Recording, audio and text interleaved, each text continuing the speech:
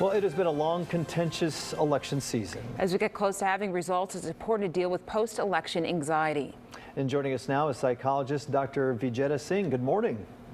Good morning. Thank you for having me. Well, we appreciate you joining us. Early in our newscast, I'm not sure if you heard, we were talking about stress eating. A lot of people have been ordering carryout. What else would you recommend people to, to de-stress a little bit? Yeah, I think firstly, Dan, it's like these are such hard times. We've had the pandemic to deal with. We've had working from home, everything else, the rise in COVID cases, and then this election that has been dragging on. So for sure, people's stress levels are up. And I think step one is just being okay with that, knowing that this is expected, this is normal, this is real, and everyone else is dealing with it too. You mentioned eating, and I have certainly been guilty of that too. I found myself going for the chocolates the other day. But to kind of get a sense of where we are, it's really important to stick to our routines. So routines help us really stick to the things that are important. They keep us from being impulsive. They help us pay attention to the things that need to get done in the day. So as much as possible, finding a routine and sticking to it can be really, really helpful. I think Facebook started off as a great way for family members to interact with this political climate right now. I know in my own family there's been a lot of fighting over politics on Facebook. What would you recommend family members do that don't necessarily see eye to eye on political issues? Yes, so this is a given that we're going to have differences in the way we think about things. We're going to have different ideas, thoughts, beliefs.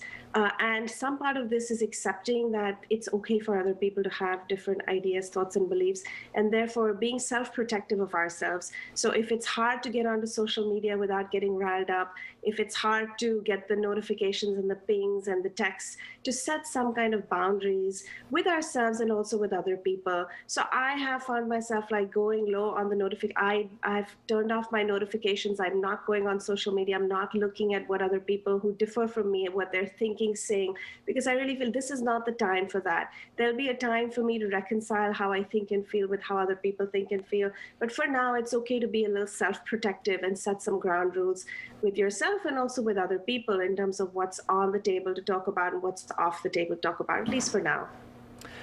Doctor, I have a 7-year-old daughter, and she is very dialed into what's happening on the election here, and we keep trying to tell her, don't worry, whoever wins, it's going to be okay.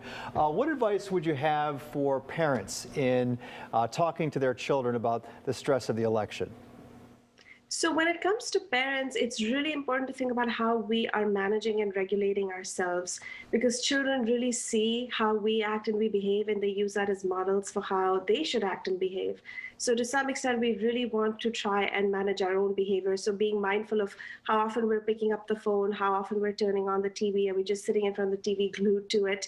And besides that, sometimes kids will do what kids will do. And in those cases, like you said, Dan, it's perfectly okay to say things like, I see you're watching a lot of news and you're staying tuned to what's happening. Are you also thinking about how it's impacting you? So allowing them to kind of understand and recognize that it's okay to stay tuned, it's okay to stay informed. It's also okay to make good decisions when things aren't impacting us well. So giving them that freedom, I think, can be really helpful.